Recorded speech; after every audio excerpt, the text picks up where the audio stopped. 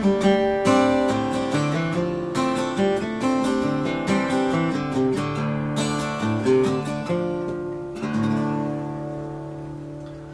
is, of course, Stephen Still's tune, Find the Cost of Freedom, that I've threatened to do a lesson for years.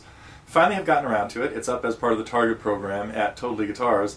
And when I started working on this lesson, I started thinking, this is just such an easy eight measure song, but it includes so many variations, you have to learn to make your own variations. So the point of the lesson really is to get the outline of the melody and then add your own hammer-ons, pull-offs, embellishments, and decorations to make it different every time. Once I decided to go that far, I also decided to start talking about playing leads to it.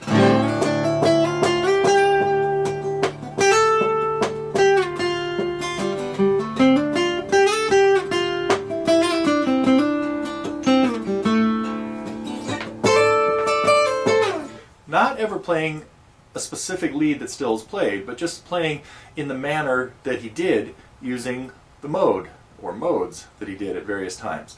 So I went into that in the whole thing, and even included a long segment on, on jamming, playing along like a whole little backing track for you to practice along with. So the lesson is up now as part of the Target program. It turned out to be much more complicated and theory in depth than I'd planned, but a lot of people are ready for that stuff and really like it. So we also have a lot of easier lessons and ones that will bring you to this point. Many of them are free at TotallyGuitars and our TG Free Lessons channel here at YouTube, so I encourage you to check those out. But if you'd like to see the really detailed lesson on Find the Cost of Freedom, there's just really cool tidbits in it. Here are a couple little examples of some of the parts of this lesson that, again, turned out to be much longer and more involved than I'd planned, but better too much than not enough. So if you'd like to see the lesson on Find the Cost of Freedom, come check it out when you can at TotallyGuitars. Well, I've had a lot of requests to put together a lesson on Find the Cost of Freedom, and here it is. Decided it was time to do it.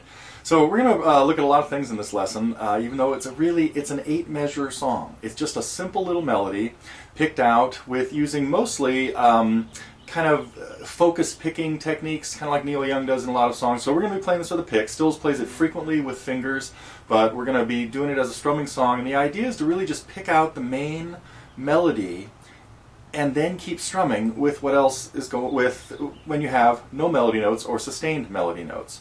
So we're going to look at it by outlining the melody first and then embellishing it a couple of different ways, because this is a song that never needs to be played the same way. It's just got a shape. It doesn't have a definite path that has to be followed.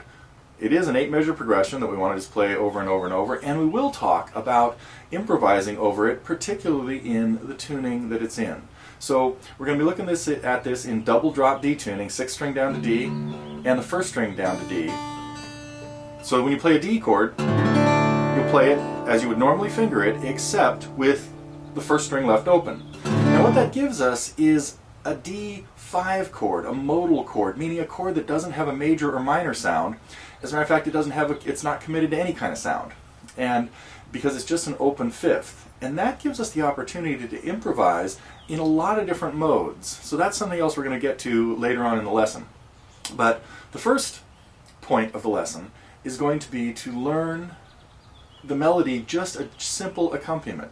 So I'm going to play it right now a couple of different ways with a few little variations. Probably the first one will be about as simple as possible, and then we'll throw in a couple of variations. And if you'd like to work on this just by ear at first, don't watch, although it probably wouldn't help to watch. Just see if you can make it sound something like this. There is our open D5 chord.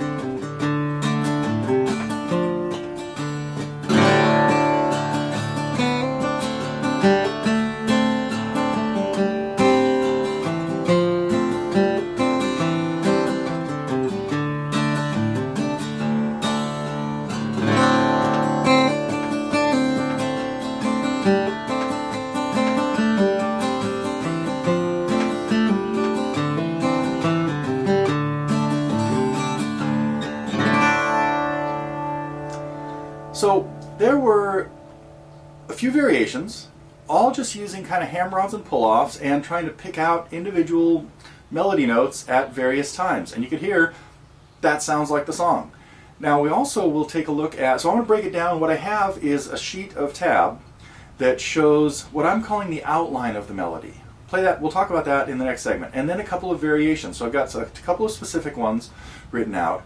And then we're going to talk about improvising using the Dorian mode by playing notes up and down various strings. So that's what's going to be coming up too. So that's what's in the tab, is really just 3 quick examples, an outline and 2 variations, along with the Dorian scale, which we will address later. But let's talk a little bit about the right hand and then take a look at the outline, and we will have I think we'll have a lot of fun here playing Find the Cost of Freedom. I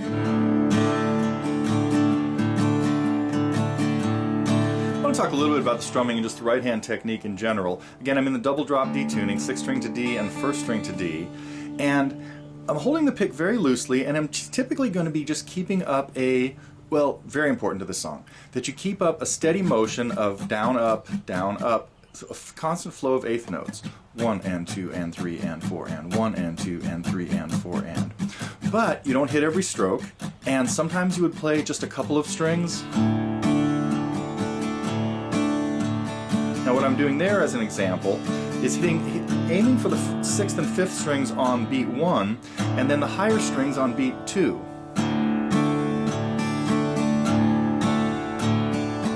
So just lower strings on 1 and 3, and higher strings on 2, and then also following beat 3, up, down, up, and 4 and. So that's kind of the idea, but then your hand has to be able to move around to emphasize whatever string you need to emphasize to get a particular melody note. So in the very beginning, I might strum just the top 3 strings, and I might even do a hammer-on with my left hand at the same time on the D chord. Sometimes I might pick out an individual string.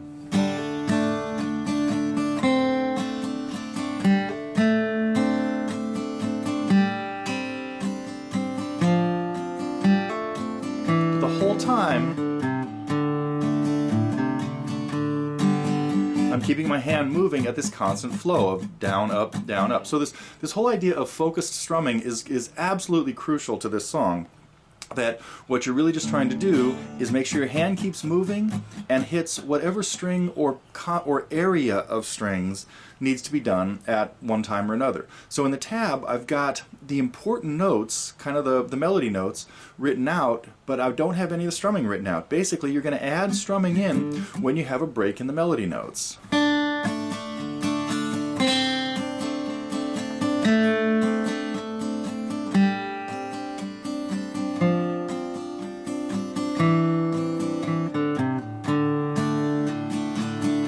There was pretty much the outline melody, which I'll get to more a little bit later. But that's the right hand technique, just a constant flow of downs and ups with the pick being able to hit 1, 2, or an area of strings, or all the strings sometimes. Very rarely are we going to hit all the strings at any given time in this song.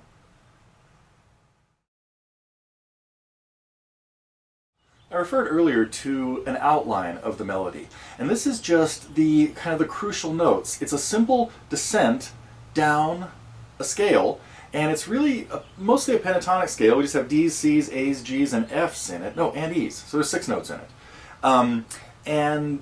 But we're leaving out the 6th note of the scale. So we're going from D. If you take a look at the tab right now, and just listen to these notes. I've just got them written out. We'll do this with no strumming. Here's what we want to hear as the important notes, the reference points kind of in the song. D,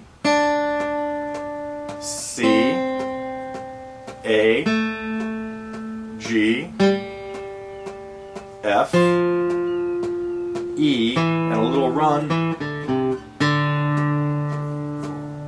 Here we have that again without talking. I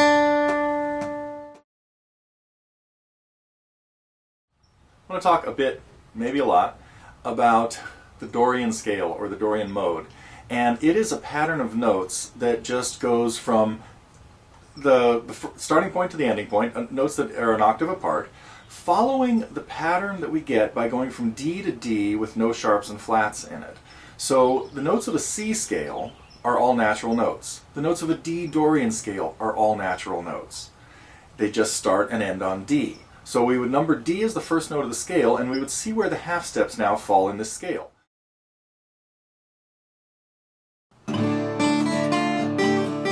First string.